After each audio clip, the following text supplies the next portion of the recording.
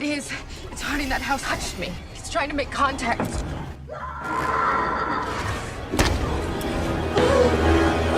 He's having a seizure. It's the man in my dream.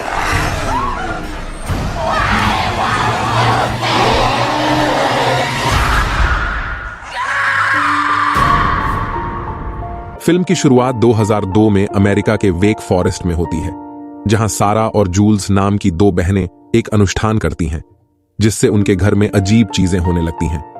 उनकी मां को अजीब आवाजें सुनाई देती हैं और जब वह देखने जाती है तो चिल्लाने की आवाजें सुनती है। वह दरवाजा खोलने की कोशिश करती है, लेकिन दस्तक सुनकर डर जाती है। दृश्य 2022 में बदलता है, जहां जूल्स और उसकी टीम मलेशिया के उत्तरी क्षेत्र में एक मंदिर में है। एक भिक्षु एक लड़की पर टैटू बना रहा है जो दर्द से कराह रही है, जबकि जूल्स और उसकी टीम इसे देख रही है और रिकॉर्ड कर रही है। जूल्स लड़की के दर्द से चिंतित होकर एनी से पूछता है कि क्या वह भिक्षु को रोक सकती है। एनी भिक्षु से विदेशी भाषा में बात करती है और वह रुक जाता है। भिक्षु समझाता है कि भले ही यह बर्बर लगे, लेकिन अगर वह चुप रहती है तो दूसरों की मदद करना सीख सकती है, न कि उनके दुख से लाभ उठाना। जूल्स परेशान हो जाती है और कहती है कि वह ऐसा करना बंद कर दे, क्योंकि उसे लगता है कि वह लड़की को चोट पहुंचा रहा है। भिक्षु अब अंग्रेजी में जूल्स से पूछता है कि क्या वह अनदेखा करके बेहतर सोती है। फिर वह टैटू बनाना जारी रखता है और लड़की हिलने लगती है। जूल्स और उसकी टीम चौंक जाती है और कुछ समय बाद लड़की के मुंह से कीलों जैसा अजीब पदार्थ निकलता है। बाद में जूल्स माफी मांगती है और भिक्षु समझाता है कि कीलों में अभिशाप है, लड़की के पूर्व प्रेमी द्वारा, लेकिन जूल्स यह महसूस कर सकती है, भले ही वह अब देख नहीं सकती। वह बताता है कि कोई बुराई नहीं है, केवल अज्ञानता। जूल्स कहती है कि यह कहना आसान है। भिक्षु कहता है कि उसके पास क्षमता है, लेकिन वह इसका उपयोग लाभ के लिए करती है। वह उसे एक लॉकेट देता है और वह पूछती है कि यह क्या है। वह कहता है, हमारे दुख और घाव करुणा से ठीक होते हैं। वापसी पर मैडी एनी का कंकाल दल में स्वागत करती है और उसे टीम की टी-शर्ट भी देती है। एनी धन्यवाद करती है और पूछती है कि वे आगे कहां जाने का निर्णय ले रहे हैं। मैडी बताती है कि एशिया दौरे की घोषणा के बाद से दर्शक अपने घरों की जांच के लिए अनुरोध कर रहे हैं। जूल्स अपनी विशेष क्षमता से तय करती है कि कौन से घर प्रेतबाधित हैं। ईमेल चेक करते समय जूल्स को एक ईमेल मिलता है जो उसका ध्यान खींचता है और मैडी को बताती है। मैडी ईमेल की समीक्षा करती है और पता लगाती है कि यह फ्रेजर्स हिल से है। जूल्स वीडियो चलाती है जिसमें मार्था अपना और पति इयान का परिचय देती है। वह बताती है कि वे स्केलेटन क्रू के बड़े प्रशंसक हैं और मदद चाहते हैं। क्रू घर पहुंचता है। मैडी इयान को कॉल करती है और इस बीच जूल्स को एक लड़की दिखाई देती है। वह खिड़की से देखता है, लेकिन वह गायब हो जाती है। अगले पल इयान उनका स्वागत करता है। जूल्स कहती है कि उनका घर कितना नया और सुंदर है, यह देखते हुए कि प्रेतबाधित घर इतने नए नहीं होते। इयान बताता है कि यह घर 1970 में बना था।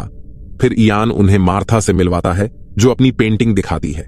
इयान बताता है कि मार्था ट्रांस में जाकर एक ऐसे आदमी की तस्वीरें बनाती है जिसे उसने कभी देखा नहीं।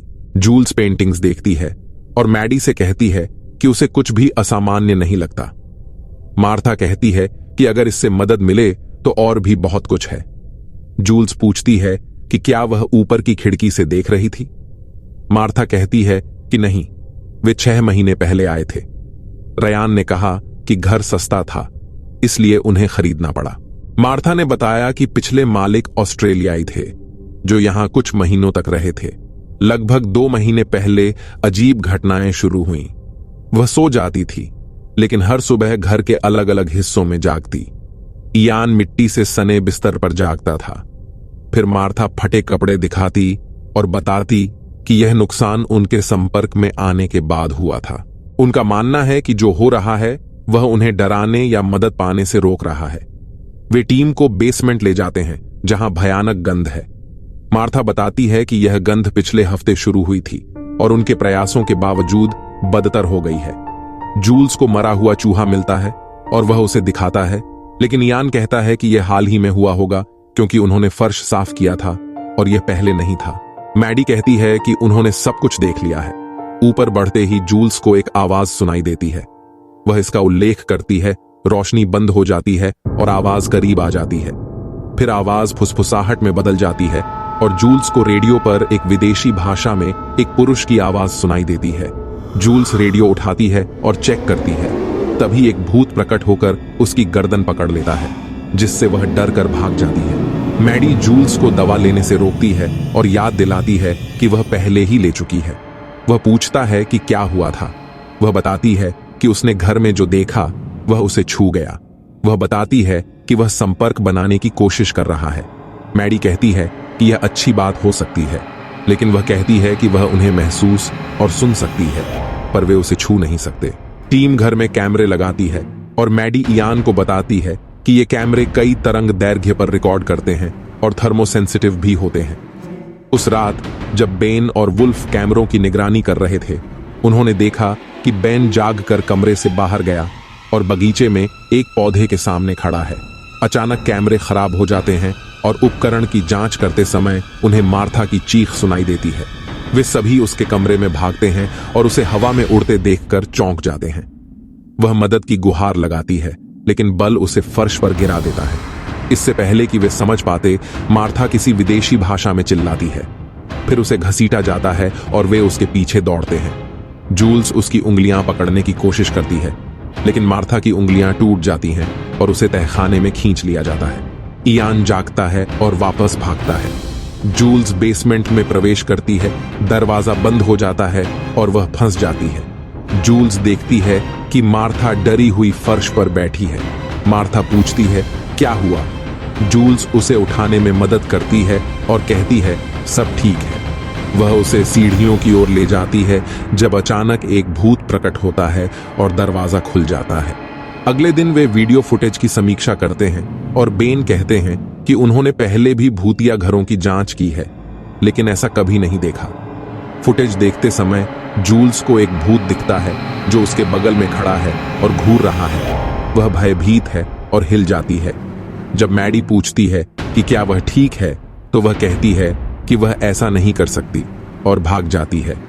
मैडी उसे रोकने की कोशिश करती है, लेकिन वह कहती है कि उसे हर जगह भूत दिख रहे हैं और उसे डर है, यह किसी को चोट पहुंचाएगा।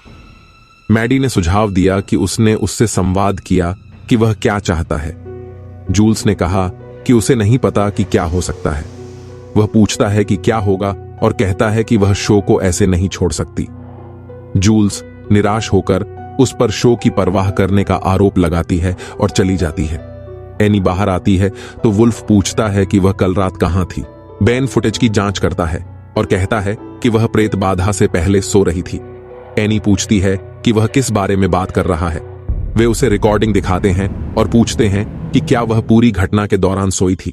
इयान कहता है कि उसे जूल्स से बात करनी है, लेकिन मैडी बताती है कि वह बाहर गई थी। मार्था अपने कमरे से बाहर आती है और आईने में भूतिया लड़की का प्रतिबिंब देखती है। डरी हुई वह आईने के पास जाती है, लेकिन अचानक भूत प्रकट होता है, जिससे वह डर जाती है। वह चीखते हुए जागती है। इयान उसे शांत करने की कोशिश करता है, कहता है कि यह सिर्फ एक सपना था और उसे सोने के लिए कहता है। इस बीच जूल्स बार में ड्रिंक के लिए जाती है और बारटेंडर से कहती है कि वह बेंचली के घर की जांच कर रही है। बारटेंडर बताता है कि उस घर के लोग अचानक चले गए। मैडी और एनी जूल्स की तलाश में निकलते हैं। एनी कहती है कि वह जूल्स से बहुत प्यार करता होगा, जिस पर मैडी जवाब देती है कि वह और जूल्स वे दो लोग हैं जिन्हें सही समय पर एक दूसरे की जरूरत होती है। उस पल को दूसरे सीजन के लिए चुना गया। जूल्स बारटेंडर से पूछती है कि वह घर के बारे में क्या जानता है। वह बताता है कि इसे एक स्थानीय व्यवसायी ने छुट्टियों के लिए बनाया था, लेकिन एक दिन वह गायब हो गया और तब से घर एक मालिक से दूसरे के पास जाता रहा है। वह पूछती है कि क्या वह पिछले मालिकों के बारे में कुछ जानता है। वह कहता है कि यह एक ऑस्ट्रेलियाई जोड़ा था और अफवाह है कि पत्नी को तकलीफ हुई थी। एक रहस्यमय चोट के कारण उसे कुछ महीनों बाद बाहर निकलना पड़ता है। वह कहता है कि सभी मालिकों की पत्नियों के साथ कुछ भयानक हुआ है। वह बताता है कि अगर वह घर वापस जाए तो सच्चाई देख पाएगी और चेतावनी देता है कि अगर नहीं गई तो उसके दोस्त खतरे में हैं। अचानक जूल्स को पता चलता है कि बार खंडहर हो चुका है और बार मालिक पूछता है कि वह वहां क्या कर रही है। जूल्स ने बारटेंडर की तस्वीर देखी और पूछा कि यह कौन है। बार मालिक ने बताया कि वह इस जगह का मालिक था, लेकिन कई साल पहले अपनी गर्भवती पत्नी के गायब होने के बाद दुख से मर गया। बेन और वुल्फ रिकॉर्डिंग जांच रहे थे, तब उन्हें वीडियो में एक बच्चे की रोने की आवाज सुनाई दी। बेन आवाज को अलग करने की कोशिश करता है और तभी ऊपरी बेडरूम का कैमरा खराब हो जाता है। बेन कैमरा ठीक करने जाता है और हम एक भूतिया आकृति को गुजरते हुए देखते हैं। वह कैमरा टूटा देखकर चौंक जाता है और दीवार के पीछे से बच्चे के रोने की आवाज सुनता है। हैरान होकर वह कुल्हाड़ी से दीवार तोड़ता है और घर का छिपा हिस्सा खोजता है। वह बाथरूम में घुसता है जहां एक भूत हमला करता है। जूल्स वापस आती है और देखती है कि कोई खिड़की से देख रहा है। वुल्फ चीखें सुनकर बेन को खोजने दौड़ता है और जूल्स पहुंचती है। वे बेन को हिंसक रूप से कांपते देखकर चौंक जाते हैं। मार्था और आयन आते हैं और मार्था बेन को अपने सपनों का आदमी पहचानती है। अचानक बेन हवा में उड़ता है, सब चौंक जाते हैं। वह जूल्स की ओर मुड़ता है और गुर्राता है। मार्था डर जाती है। फिर बेन जूल्स पर आरोप लगाता है कि उसने उसकी बहन को मारा और वह पीड़ित है। मार्था प्रार्थना करती है और बेन गिरने से पहले कुछ विदेशी भाषा में कहता है। बाद में वुल्फ जूल्स से पूछता है कि उसने उसके भाई की मदद क्यों नहीं की। वह बताती है कि बेन पर भूत सवार था। वुल्फ कहता है कि जिसने भी बेन पर भूत सवार किया है वह उसे जानता है। वह पूछता है कि क्या वह उसे रोकना नहीं चाहती या डरती है। फिर वह पूछता है कि क्या उसने अपनी बहन को मारा है, जिससे जूल्स भड़क जाती है। वुल्फ उस पर हावी हो जाता है और कहता है कि वह उसके भाई की मदद करे। जूल्स गोली लेने बाहर जाती है, लेकिन बोतल गिर जाती है। जब वह उसे उठाने झुकती है तो मैडी और एनी को चूमते देखती है। मैडी देखती है कि जूल्स ने देख लिया है और दौड़ता है बताने कि उसने उसे चूमा। मैडी कहती है, जब आप ख्याल नहीं रखते तो चीजें मर जाती हैं। चाहे वह कुछ भी करे, वह उसके लिए काफी नहीं है। वह कहता है कि वह समझ नहीं पा रहा क्योंकि वह उसे अंदर नहीं आने देती। जूल्स दुखी होती है, कहती है कि वह उसे बचाने की कोशिश कर रही थी और चली जाती है। बाद में मार्था जूल्स के पास जाती है। जूल्स बताती है कि बचपन में वह आत्माओं को देखती थी, उनसे बात करती थी और बुलाती थी और वे आते थे, पर उसकी बहन सारा को छोड़कर कोई उस पर विश्वास नहीं करता था। एक दिन उन्होंने एक लड़के की आत्मा को बुलाया जो मर चुका था। सारा को उस पर क्रश था, लेकिन वह जाना नहीं चाहता था। वह क्रोधित था और उसने सारा की आत्मा को खा लिया। उस दिन से उसने कसम खाई कि वह किसी आत्मा से संपर्क नहीं करेगी। उसने बंद करने की कोशिश की, फिर एक दिन यह बंद हो गया। मार्था कहती है कि उसने टीवी पर देखा है कि वह उन्हें महसूस कर सकती है। जूल्स जवाब देती है, वह हिस्सा कभी नहीं जाता। मुद्दा यह है कि उसने संपर्क करना बंद कर दिया और उन्होंने बात करना बंद कर दिया। वह फिर से उस दौर से नहीं गुजर सकती, इसलिए वह उसकी मदद नहीं कर सकती। मार्था कहती है, कम से कम मेरे बच्चे की मदद करो। वह बताती है कि डॉक्टर ने उसकी गर्भावस्था की पुष्टि की है। जूल्स पूछती है कि वह कितने समय से गर्भवती है। मार्था बताती है कि वह 3 महीने की गर्भवती है और इयान को पता नहीं है। उसने डॉक्टर से कहा कि न बताए क्योंकि इयान बच्चे नहीं चाहता। इतने सब के बाद भी बच्चा जीवित है। एनी प्रतीकों की जांच करती है और कहती है कि वे भिक्षु द्वारा बनाए गए सौभाग्य के आकर्षण जैसे दिखते हैं। वुल्फ ने कहा कि उसने सोचा कि वे ताबीज सुरक्षा के लिए थे। जूल्स घर के गुप्त कमरे में जाती है और वुल्फ बताता है कि बेन ने वहां एक रोते बच्चे की आवाज सुनी थी। जूल्स को बहुत सारे खिलौने मिले और उसने कहा कि शायद वहां 1 से ज्यादा बच्चे थे। फिर उसने एक दराज खोली और उसमें 1972 की बिना खाई कैंडी के कई पैकेट पाए। इयान ने कहा कि घर 1970 में बना था। वह एक दराज खोलती है जो कैंडी से भरा है। वुल्फ पूछता है कि क्या वह कुछ उठा रही है, लेकिन वह मना करती है। अचानक रोशनी चली जाती है और उसे घसीटा जाता है, जिससे मार्था घबरा जाती है। जैसे ही वे जूल्स से संपर्क करने की कोशिश करते हैं, कोई मार्था को खींच लेता है। पता चलता है कि बेन ने मार्था को बेडरूम में खींच लिया है और उस पर क्रॉस से हमला करता है। चिल्लाता है कि वह चुप क्यों नहीं हो सकती। इयान मार्था को खोजता है, जबकि अन्य जूल्स की तलाश करते हैं। इयान मार्था को पाता है, लेकिन उसे कमरे से बाहर खींच लिया जाता है। जूल्स घबराकर देखती है कि उसके हाथ दीवार पर कीलों से जड़े हैं। वह मैडी को बुलाती है, जो दरवाजा तोड़ने की कोशिश करती है। मार्था के कमरे का दरवाजा खुलता है और वे उसे फर्श पर बेहोश पाते हैं। जूल्स खुद को दीवार से छुड़ा लेती है। इस बीच वुल्फ बेन को पाता है, लेकिन बेन उस पर हमला कर देता है।